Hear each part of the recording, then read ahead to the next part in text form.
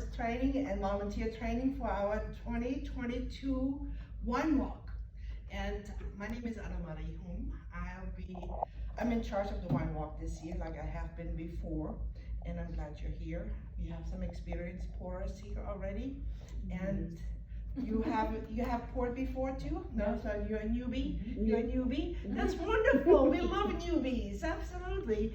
And I know we're being videotaped, so gosh, hopefully I won't make too many mistakes here. The videotape will be available to those who cannot make it to the in-person training, so at least they have a little backup other than the handout that you received already. It basically explains everything that we are going to do. I just want to point out a few things that I want you all to be aware of. First of all, you will get this year a free ticket. As a volunteer, we offer you a free ticket to the Wine Walk. So if you're first shift pourer, or if you're second shift pourer, if you're a volunteer at registration, or at handing out or checking IDs, giving out the wristbands, and I forgot to bring those in, but you all know what wristbands look like, right? So we're gonna have those for all the participants and people that check the ID, etc. All the volunteers will get a ticket. For that reason, you need to check into registration.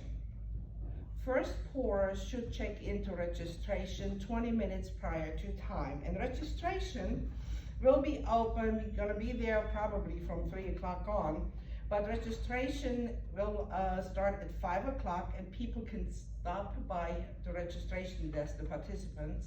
They can stop by at 5 o'clock and after. The wine walk and pouring wine will not start until 5:30. So we will not pour any wine before 5:30.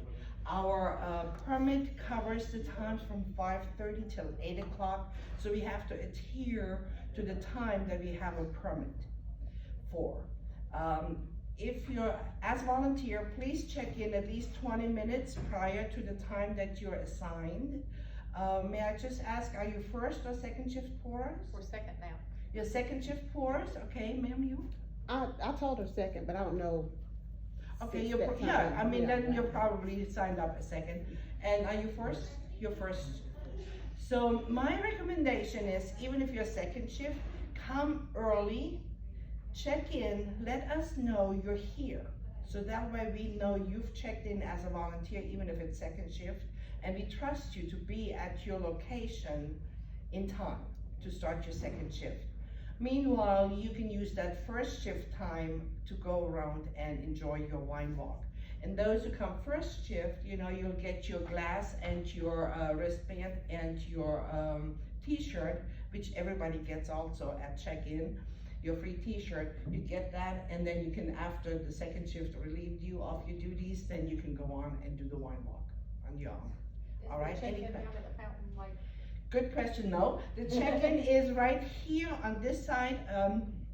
Where am I? Do you remember the old Bank of America Plaza? Mm-hmm. All right, it's on, and we wrote down here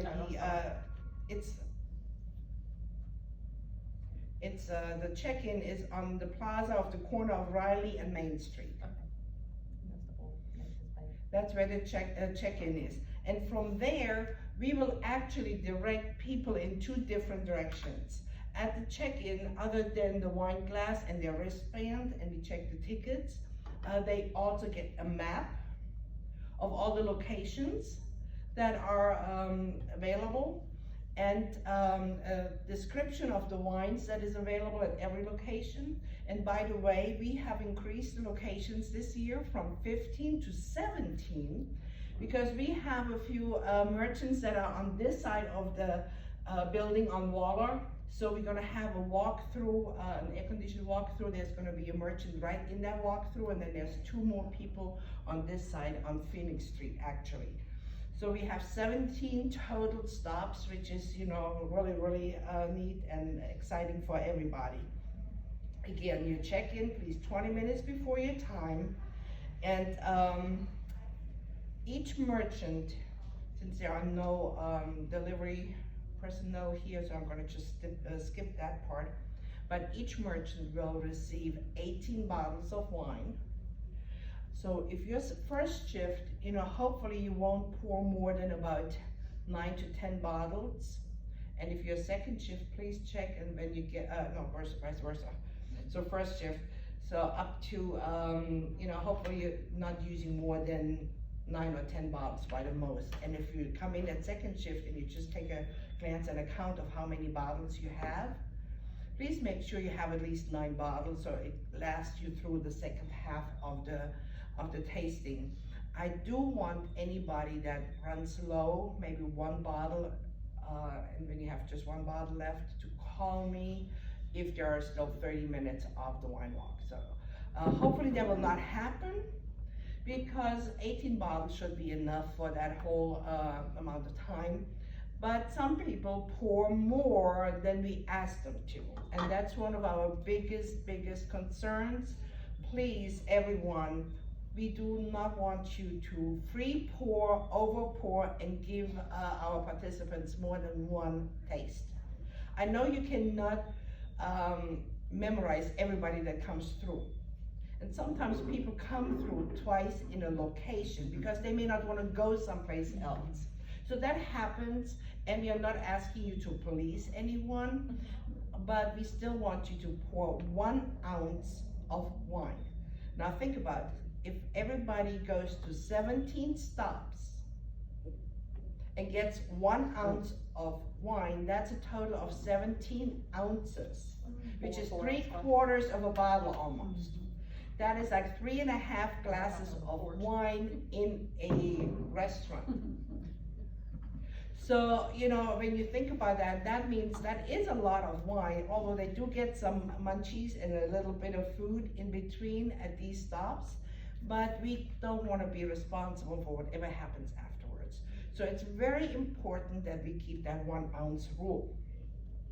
You understand, right? Yes. Thank you. Okay, so how much is an ounce of wine? By the way, when people come to the stop, you want to make sure they have the current glass and a wristband on. If they do not have a wristband and they do not have the current glass, and we don't have the glasses here, so I can't tell you the original glass. They are not coming here until Monday, but we'll probably post them on the site. Can we do that? Sure. So everybody knows what they look like. They will be stemless again this year. We went to stemless last year, and I believe we're gonna have stemless glasses again. Before we had the stemmed glasses. But they're gonna be small, but still 1 ounce is not that much in here. So I'm gonna just pour a little bit of wine in here. Did you hear that? Oops, I should have done. This is how much I poured, and I'm hoping and I'm guessing it's an ounce. What do you all think? Let me get a couple of bottles here, because you're all gonna pour some too. Does everybody know how to use these corkscrews? Bring mine. Yeah, bring one of them. Yeah, if you want to bring your own, yes, but still leave that one there Yes. for the first shift. Probably use that one. All right, so if you don't know how to use this corkscrew, I'll be glad to give you a demonstration. But if you do, we can just kind of skip that. All right, 1 ounce. I brought a measuring cup to see how much 1 ounce is. So it is the second line down here. Let's see how well I did. Ooh, it's 1 1/4 ounce. And that wasn't much, was it? Okay, so it's kind of difficult to gauge, but if it's 1 1/4 ounce, you'll be okay. Just don't pour 2 ounces. All right, so what I was gonna do is give you all a glass. Here, have this, you 2 can share, 2 share this one. And this one, I'll give you this bigger one. Then I want you to take that bottle. You can use the wine there if you want to. Okay. And I want you to try and pour 1 ounce into this glass.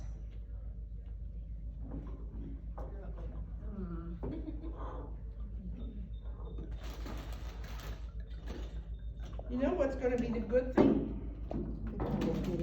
We actually gonna make it easier when you're out there. We're gonna give you pourers, stoppers that measure out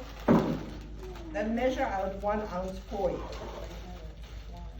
But if the pourers fail, if they don't work, they don't stop by themselves, I want you all to realize that 1 ounce can be free poured. And if you count the 1 ounce,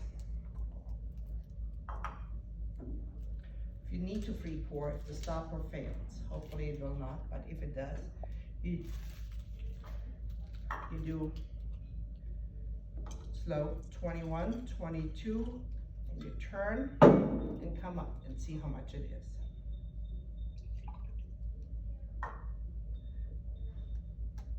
Perfect, 1 ounce. I'm gonna do it again, just as a practice. And you can do this at home with an empty bottle, put water in it, and just practice at home, free pouring. Yeah, right. Use the real stuff. 21, 22. Oops, that was wrong. Go slow though, you know, that's the whole thing, go slow. So what I'm gonna show you is about the pour.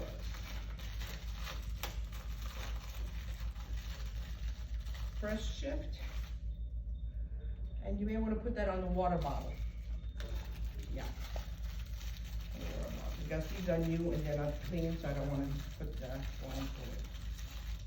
And you do the same thing. You have the water bottle. Okay, Anne-Marie, I know you have. Oh, hopefully you won't get this one. Whew. This is the trash.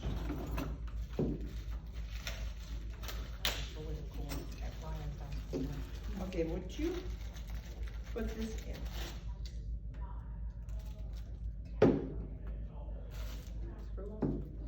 All right, I did that on purpose. Nope, that's not how it goes. Okay, what you need to do is go. Do it. All the way down, there you go.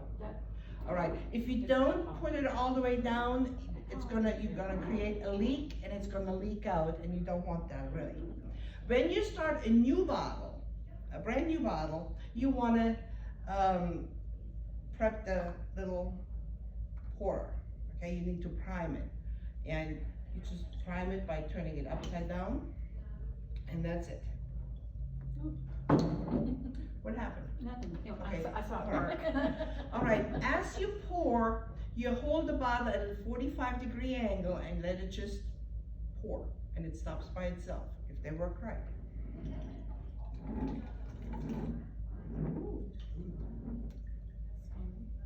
How was that? Let's see if this is a 1 ounce pour. It looks a lot less than a 1 ounce.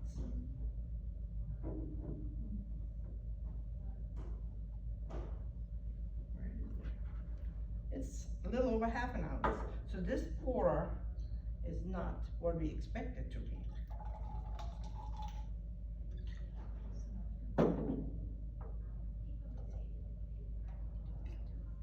So we're gonna measure all these pourers and make sure they are all correct. And this again is short. So the green pourers are definitely not the ones you wanna use. Go ahead and pour with your, each person pour. Did you pour yours? Oh, wait a minute. Would you give that to her? Pour out your glass. And then I'm gonna give you the 1 ounce measuring cup. So you can kind of check. And here, let's see if you did a 1 ounce pour. Did you? Oh, we've already poured it out. Okay, then do it again. Oh, Do it again. with this? Yeah. And make sure you hold the pour this way. Don't hold the pour with the snout up. It literally stopped. Yeah. Okay, did you prime it first? I did. Okay, try it again. Okay, at a 45-degree angle, yes. See, those things happen. Check. Oh, it's not all the way in. Try again. I didn't prime this time. Okay, now go back again, and see if it works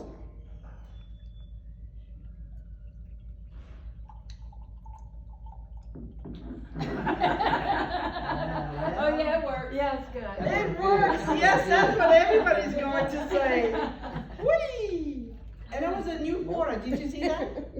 It came out of the box. So we have to actually really check all these porers out before you It stopped receive with them. you. Let's go with It did with this. Right at 1 ounce. Okay, do it again. You do it this time. Let's see if it's in the wrist or if it's in the pourer. You might need another thing. Write that down. Jamie. Bob, give it that. I'll let you practice. Well, I'm gonna help this young lady out over here. Did you prime it? Mhm. It's not doing anything. Okay. He wouldn't do anything. Let's see.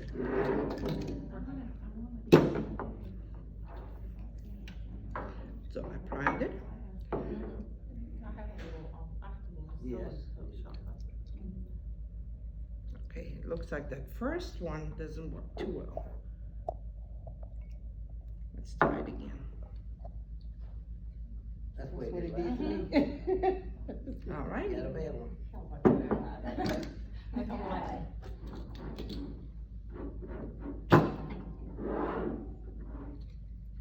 Like you did that. Gotta make sure.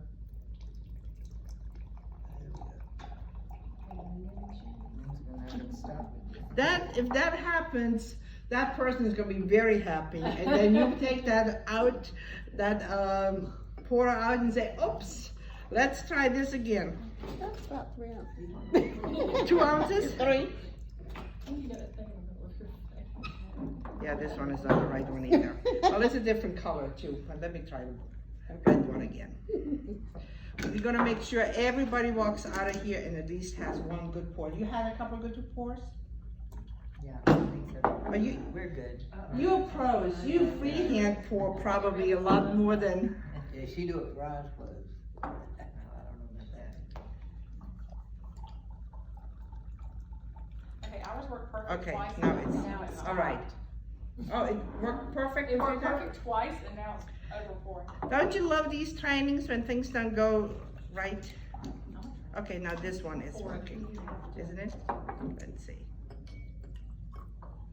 Now, the first one was 1 ounce. This And one this is is a little over. a little over, okay. Okay, 1.5. Let's try.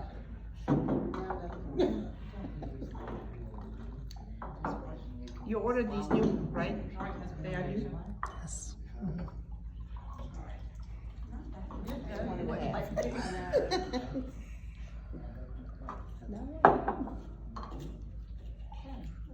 I think the ones with the red are supposed to be the 1 ounce.